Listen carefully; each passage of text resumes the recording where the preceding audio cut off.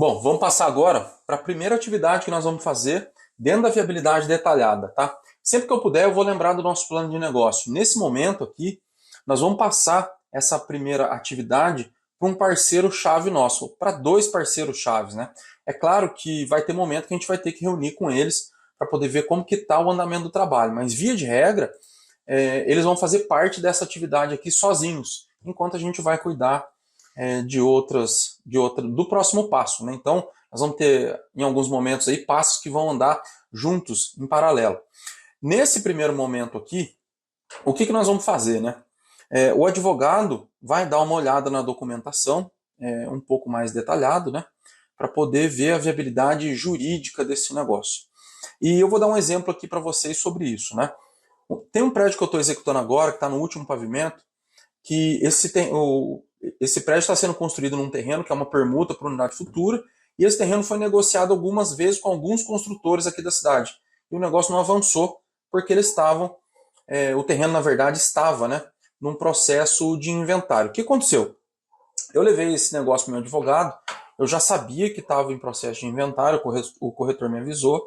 Mesmo assim, eu fiz uma análise preliminar, o negócio pareceu muito bom, enxerguei aqui uma oportunidade, levei para o meu advogado analisar na fase de viabilidade detalhada.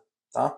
E aí nós sentamos, ele conversou com a advogada lá da outra parte, e nós concluímos que era possível fazer o negócio. Só que não poderia ser para venda, porque não teria como a gente registrar a incorporação de um terreno que está em inventário. O cartório não aceita isso, está lá na lei, né? Então nós mudamos o nosso plano. Tá? Em vez de fazer para venda, eu reuni um grupo de investidores, nós avisamos os investidores sobre o processo de inventário. Vocês vão ver mais adiante, no módulo que a gente trata de captação de recursos com investidores, que a gente tem um contrato que a gente faz essa captação de recursos, né, num primeiro momento. E ali tem um termo de ciência. E nesse termo de ciência a gente comunica coisas como, por exemplo, uma situação dessa em particular. O terreno está em inventário, existe uma forma da gente assegurar esse negócio aqui, ficar com o terreno e fazer um bom negócio nesse sentido, né? Então, para isso que serve a viabilidade jurídica, né? Para a gente, o advogado, não é descartar, de repente, uma situação que não está legal, é analisar o processo e ver se tem como a gente ingressar em um negócio, o advogado ajudar a gente a viabilizar o negócio juridicamente. No final aqui dos slides, eu tenho uma lista de documentos para verificação. Eu, particularmente, não gosto dessa lista, principalmente nas nossas mãos, né, de construtor, que é a mão de leigo, que não sabe analisar cada caso, mas eu vou deixar a lista aqui como referência. Por que eu digo isso? Porque é importante um olhar clínico de um advogado para ele poder analisar cada caso. E, de repente, essa análise muda a rota do nosso negócio. Tá? A gente queria, por exemplo, buscando um terreno para venda, de repente tem alguma coisa ali, olha só, não dá para fazer assim dessa forma, a gente tem que mudar, dá para fazer de outra forma, de repente o negócio fica ainda melhor, tá ok? Então, aqui nós vamos tratar da viabilidade jurídica e contábil. Então, nesse primeiro momento, é passar para o advogado as informações do terreno para que ele inicie a viabilidade jurídica dele. Vai lá fazer as análises, avaliações com relação às partes, né, às pessoas e ao terreno. Tá? Feito isso, a gente avançando aqui, o que acontece? Nós temos que rever o nosso planejamento jurídico, que eu vou explicar aqui novamente. A gente já havia visto o planejamento jurídico no módulo 2, na formação do time de trabalho. Quando eu estava falando lá do advogado, eu falei sobre o planejamento jurídico e da importância da gente encontrar um advogado e desenvolver com ele o planejamento jurídico do nosso negócio. E agora aqui, a gente tem que sentar com o advogado e rever isso. Né? Lembrando, o que é o planejamento jurídico? Né? A gente tem, vocês acabaram de fazer aí o plano de negócio, certo? Fizeram o plano lá com a planilhinha, usando o modelo Canvas de negócio, e ali a gente tem detalhado o que nós vamos fazer, o que nós vamos fazer, para quem nós vamos fazer, como nós vamos fazer e o quanto custa e o quanto a gente precisa de recursos. Da onde que vai vir esses recursos, né? E esses 4 quadrantes são interligados, né? E subdivididos em 9 quadrantes menores. Muito bem. O advogado, então, vai olhar para esse plano, vai enxergar até onde a gente vai chegar, os passos que a gente vai dar durante esse caminho e vai fazer uma previsão de instrumentos jurídicos para que ele possa assessorar a gente nessa jornada. Tá? Muito bem. Você imagina então que o nosso propósito era vendas. E aí mudou, porque tem um terreno que está em inventário. Esse planejamento jurídico tem que ser reanalisado, ele tem que ser refeito. Tá? Mesmo que seja para venda, de repente o modelo de aquisição está mudando, ou alguma coisa está mudando. A gente precisa olhar daí novamente para esse planejamento e fazer ajustes.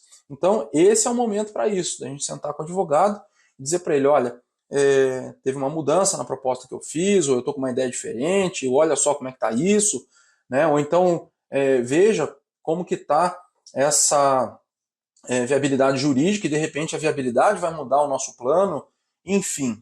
Esse é um processo que o advogado inicia lá, fazendo análise jurídica, dependendo do retorno dele, a gente volta a encontrar com o advogado, ele vai explicar a situação para a gente e a gente refaz esse plano, refaz os modelos de contrato, refaz a caminhada jurídica que a gente tem dentro desse processo. Importante entender isso, né? Esse vai e volta, e sempre lembrando que se de repente, dependendo de uma viabilidade jurídica aqui, o negócio muda, o planejamento muda, o que a gente tem que fazer? Voltar no plano de negócio e fazer as alterações lá. Porque eu não sei o que pode ter de alteração no negócio que a gente desenvolveu. De repente, as partes interessadas, né, ou para quem, se é o investidor, se é o cliente final, como que a gente, né, vai se relacionar com essas... Vocês lembram que de que maneira que eu me relaciono com o meu investidor? Sempre através de instrumentos formais, né, contratos, planos, enfim. Então, de repente, mudando aqui, altera alguma coisa lá. Por isso, a importância da gente fazer isso aqui bem feito nesse momento. Tá? O advogado inicia a viabilidade jurídica, se houver mudança, a gente retorna aqui e refaz esse planejamento jurídico junto com o advogado. Tá? E a gente tem, então, a mesma coisa com relação ao contador. Isso aqui é muito sério, porque se antes você ia fazer vendas, então o contador tinha, de repente, planejado fazer junto com você a incorporação, tem toda a parte de contabilidade para a incorporação, o custo orçado, as apropriações, as vendas, enfim, é toda uma parte da contabilidade a mais que tem de desenvolvimento e que se você de repente voltar, que foi o meu caso aqui, e for fazer apenas para investidor, para carteira de locação, não vai ter na contabilidade. Então, da mesma forma, o contador, falando novamente em planejamento contábil, você precisa apresentar o plano para ele, né, o plano de negócio, como nós vimos no módulo 2. O contador vai olhar para esse seu planejamento, entender até onde você quer chegar e fazer, então, um planejamento contábil junto com você. E aí tem vídeo disso lá no módulo de direito imobiliário, né, jurídico na incorporação, e tem vídeos disso lá na contabilidade da construção com os especialistas. Né? Se não me engano, é o primeiro vídeo do advogado que fala isso e o primeiro vídeo do contador fala isso, sobre planejamento jurídico e planejamento contábil. E dentro do planejamento contábil, é muito fácil a gente ver as diferenças enormes que tem nesses caminhos. Porque se você for fazer venda e quer o máximo de economia com tributos, o contador vai se preparar para uma contabilidade fazendo adesão ao regime especial de tributação, com patrimônio de afetação, tá? E aí você vai ter vendas durante a obra e vai ter o melhor regime tributário possível. Ele vai ter essa linha de contabilidade. Ah, não, eu vou fazer vendas durante a obra, mas eu vou precisar usar o dinheiro para poder comprar um outro terreno. Então, muito bem, você vai fazer vendas durante... O caminho muda, né? Antes era a venda com regime especial de tributação, agora é vendas sem o regime especial de tributação, porque de repente você vai alavancar com o terreno, dando terreno em garantia, vai fazer uma operação de crédito, você vai usar o dinheiro, o lucro das vendas já durante a obra para poder fazer uma outra aquisição, ou seja, você não vai se enquadrar no RET, então você vai mudar o seu planejamento contábil, tá? Ou não, eu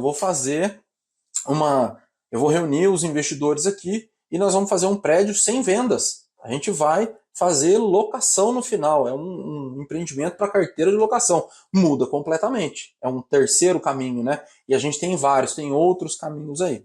Então, por isso é importante aqui novamente sentar com o contador e explicar para ele, olha, remodelou o negócio aqui. Né? Ou então, de repente, uma coisa que é comum acontecer. O terrenista antes ia ser uma compra e venda ou uma permuta, e agora vai ser sócio, ele vai capitalizar o terreno na empresa e vai ser sócio do negócio.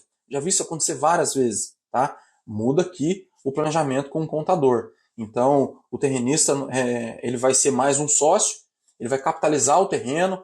Então, nós temos que desenvolver o contrato social de uma forma que vá para a junta comercial registrar o contrato e volte já substituindo uma escritura, porque a gente consegue substituir uma escritura num procedimento desse, tá? E aí, então, por isso a importância da gente sentar e conversar com o contador.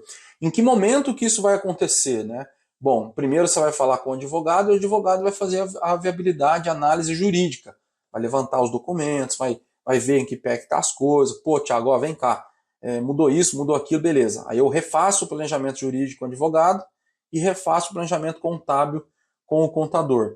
Se o advogado me disser que o projeto não é possível em função das análises dele, então a gente descarta esse projeto e vai buscar um outro terreno para a gente fazer uma nova pesquisa, tá? Então esses dois passos são importantes para a gente deixar essas pessoas trabalharem e partir então para o próximo passo, né? A gente dispara aqui a viabilidade jurídica e contábil e parte para um próximo passo. Lembrando por último, a lista de documentos para a gente servir de referência, tá, pessoal? Como eu disse, eu não quero dizer, não, isso aqui é sim ou não. Primeiro que isso aqui muda, é dinâmico, então você precisa de um advogado. Não use essa lista para querer entrar numa de substituir o advogado, tá? Muitas vezes as pessoas usam também o cartório de notas, eu já fiz isso no passado também, e fiz errado, não recomendo que façam, tá? E de repente você ir até o cartório de notas e dizer assim, olha, levanta para mim a documentação, veja se está tudo certo, como é que tá, como é que não tá, o cartório faz o levantamento dos documentos, inclui lá na escritura e tudo mais, e você faz o processo sem o advogado. Isso é ruim, tá? Porque pode haver questões aqui que o seu advogado vai analisar para vocês. De repente você vira, o cartório vira e fala, olha, a gente tá com uma certidão aqui que deu ruim, não sei o quê, não tá legal, enfim, esse terreno eu não acho que é seguro comprar assim. O cartório, enfim, né, não tem condições de repente fazer uma análise de acordo com a análise de um especialista para a gente, né? O cartório ajuda muito, mas dependendo do caso, é melhor você fazer isso com um advogado especializado em direito imobiliário. Tá bom? Pessoal, qualquer dúvida, deixa aqui embaixo nos comentários para eu poder responder para vocês. Valeu, obrigado e até a próxima aula.